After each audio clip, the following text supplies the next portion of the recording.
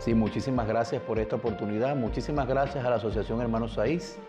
Hablar de la radio, una de mis pasiones. Me encanta. La radio es imbatible. Te diré por qué. Cuando menciono la palabra radio, se produce el milagro. El tiempo descorre los caminos andados de un salto y aparece un niño de uniforme azul y blanco con el arito rojo de su pañoleta en el centro del pecho.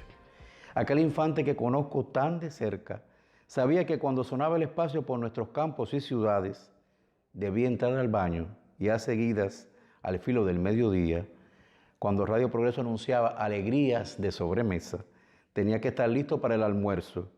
Sin mirar mucho el plato, ya la alegría le había puesto la radio y minutos después emprender rumbo hacia la escuela. Por esos caminos me iba con la sonrisa de Estelvina, con la picardía del tío Simeón, con la pena de Alejito, con las palabras de Paco y Rita, con el sombrero de Melesio y con Teté, que siempre se enteraba de todo. Yo ponía colores a aquel edificio fabricado en el aire, subía las escaleras, adivinaba el traje. Aquellos nombres, los de Alberto Luberta, el mago, el increíble, el guionista de oro, y los de Hidalberto Delgado, Marta Jiménez Oropesa, Aurorita Banuevo, Enrique Redondo, Wilfredo Fernández, Reinaldo Miravalles o Marta Velasco, están sonando en mi memoria todavía. Dicen que la radio se va, que la radio se esfuma. La radio nos arropaba las madrugadas de la escuela al campo, nos ayudaba a soplar el desayuno hirviente, nos seguía por la guardarraya. Mediados de los 80, estamos al ritmo de la vida, decía Radio Rebelde. Iba dejando mi niñez, entraba en la adolescencia, cuando se mudó a mi barrio, justo frente a mi casa, Guzmán Cabrales. Me demoraba en el saludo solo para escucharle. Nunca olvidaré ese día en que me pidió unos poemas para el programa Domingo a las 11, por las ondas de CMKC, y cómo entregué aquel papel doblado y vuelto a doblar, cómo escuché mis pequeños versos en su voz gigante. Ese día, José Armando Guzmán Cabrales, andando el tiempo Premio Nacional de la Radio, dejó de ser mi vecino y se convirtió en mi amigo. La radio se me aparecía, se presentaba sin pedir permiso, me apretaba, pero nunca pensé que la radio sería mi destino. Cuando comencé mi vida laboral en el periódico Venceremos de Guantánamo, allá por el 1991, el durísimo 1991.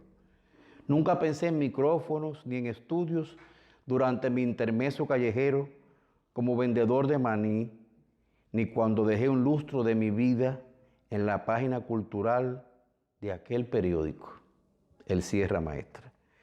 Pero la vida te empuja, la vida tiene sus latidos y uno tiene que aprender a escucharlos. Un día crucé la Plaza Antonio Maceo a grandes pasos, con el sol en el cénit. Era hora de explorar otros caminos. Me urgía. Así, al abrirse el tercer milenio, el siglo XXI, la radio que escuchaba de niño me quería de adulto. ¿Qué vueltas tiene el destino? Y comencé mi labor en la emisora Radio Siboney, especializada en información cultural y música instrumental ligera, en esa y en otras casas de radio. Esta, una pequeña casa, una pequeña emisora, pequeña como una semilla. Y fui cronista y fui entrevistador. Una crónica es un do de pecho, una entrevista es un toma y daca. Las entrevistas me tuercen, me desgastan, lo voy a confesar. Y como era así, me dieron 3 tazas. Hace años tengo unos martes de confesiones en la revista Música y Algo Más de Radio Siboney. He tenido delante, al lado, cerca, a consagrados y a debutantes, a colaborativos y locuaces, a terribles, estirados, sonrientes, parcos. Me ha tocado transmitir en directo un festival de coros desde la acústica excepcional de la Sala Dolores, cronicar el secuestro, y este secuestro va entre comillas, de García Márquez en la fiesta del fuego. Despedir al acuarelista, a Luis Carbonell o al Quijote Negro Jesús Cauce. He despedido a muchos.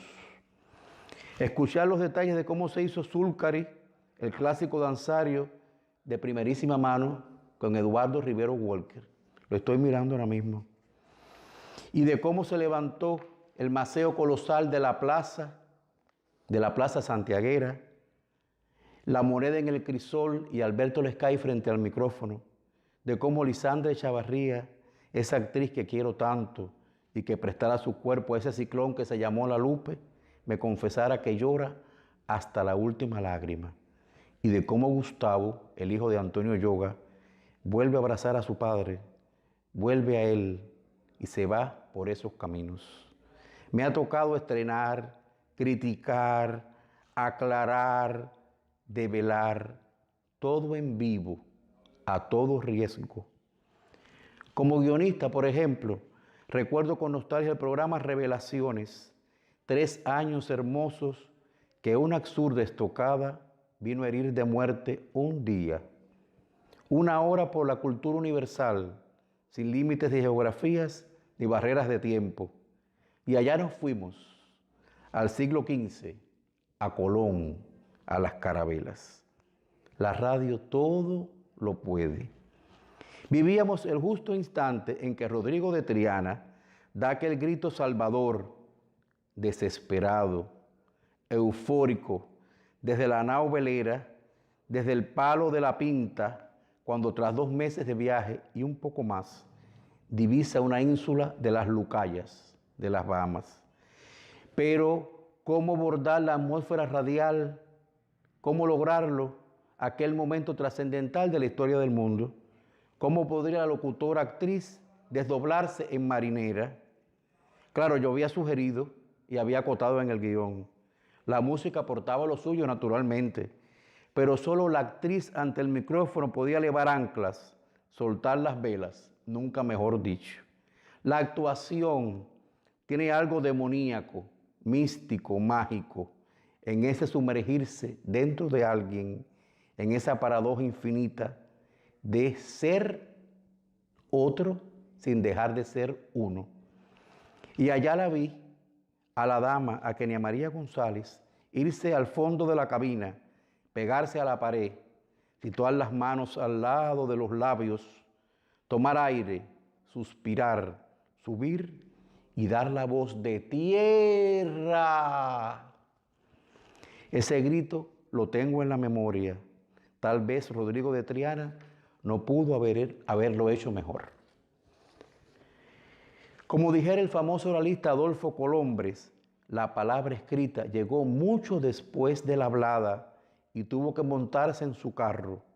No hay que olvidar que los signos de puntuación son una convención apenas, una aproximación a la oralidad, que suele quedarse tantas veces sin poder atrapar el tono justo, la pausa verdadera, la dimensión exacta. Es que una voz es inatrapable. Permítaseme otro ejemplo. Santiago de Cuba, huracán Sandy, octubre 2012. El parteaguas de una ciudad, la noche más larga.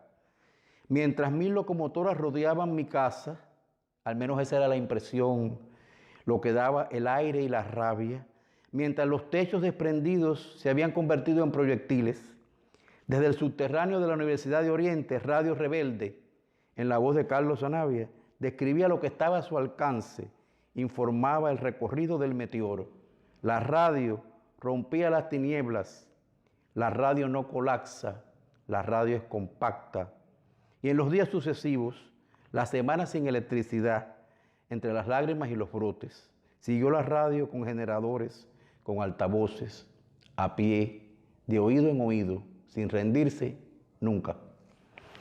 A la radio le han pronosticado muchas muertes, pero la gente que la hace nunca se ha perdido en languideces. La gente que la hace tiene estirpe, la gente que la quiere es fiel. Es la urdimbre y es la trama de la ecuación. La radio sigue elevando las historias de su patio al cielo, si se me permite un préstamo poético. Desde las redes ha sabido reinventarse. Diría que ha sabido medulizarse, de médula, si acaso se me tolera esa palabra. Los podcasts son apenas un ejemplo. Como ha escrito el maestro Juan Carlos Roque García, la radio ha tomado el micrófono como una cámara para atrapar el sonido de la vida. O como diría Joaquín Borges Triana, para seguir soñando por la oreja. La radio, su rostro es el talento, su voz el pasaporte, el silencio es su gema, el sonido su aliento y la idea su estatura. Acabo de leer, un poco antes de venir para acá, que los científicos han detectado una señal de radio, un sonido regular, un misterio sonoro desde el centro de la Vía Láctea. ¿Qué cosa?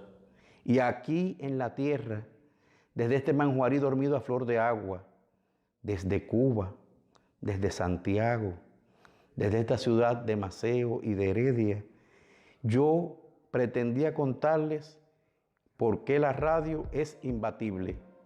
Pido perdón, sé que me he distraído, solo he pensado en voz alta y he dicho poco, tan poco de la radio. Muchísimas gracias.